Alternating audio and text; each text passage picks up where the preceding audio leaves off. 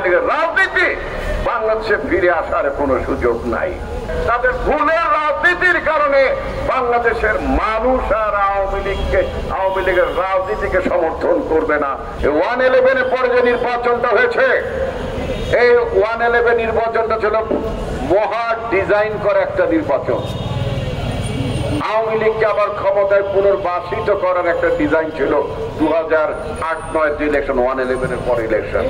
একেবারে প্ল্যান করে আওয়ামী লীগকে বসানো হয়েছে, একেবারে প্ল্যান করে বাংলাদেশটা যাতে ভারতের একটি করদ রাজ্যে ধীরে ধীরে পরিণত হয়ে যায়, ভারতের আধিপত্যবাদ যাতে প্রতিষ্ঠিত হয়, সেই উদ্দেশ্যে 111 সৃষ্টি হয়েছিল।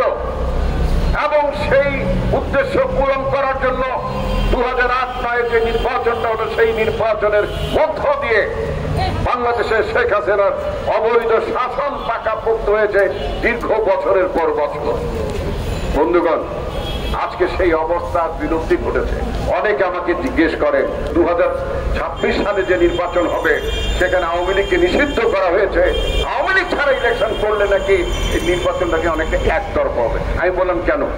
1947 সালে এখানে অনেক তরুণ সাংবাদিক ভাইয়ের আছেন, তাদের উদ্দেশ্যে বলছি।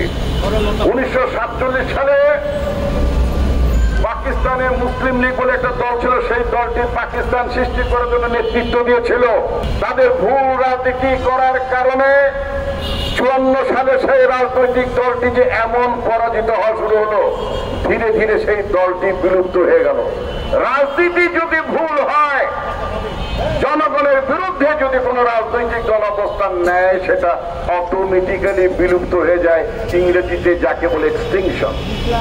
আওয়ামী লীগ ভুল রাজনীতি করেছে, আওয়ামী লীগ মানবতার বিরুদ্ধে অপরাধ করেছে, গণতন্ত্র হত্যা করেছে, লুটপাট করেছে, জনগণের বিপক্ষে অবস্থান নিয়েছে, বাংলাদেশ রাষ্ট্রের বিরুদ্ধে অবস্থান নিয়েছে আওয়ামী লীগ।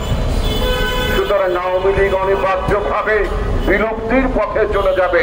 ওইটা ইংরেজিতে যেটা বলছিলাম এক্সটিংশনের পর্যায়ে চলে যাবে। আওয়ামী লীগ বলে কোন রাজনৈতিক দল যে মুসলিম লীগ ছিল না, একইভাবে ভবিষ্যতে বাংলাদেশে আওয়ামী লীগ বলে কোন রাজনৈতিক দল থাকবে না।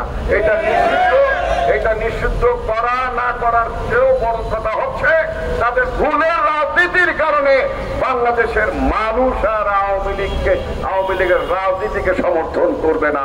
আওয়ামী লীগের রাজনীতি বাংলাদেশে ফিরে আসার কোনো সুযোগ নাই।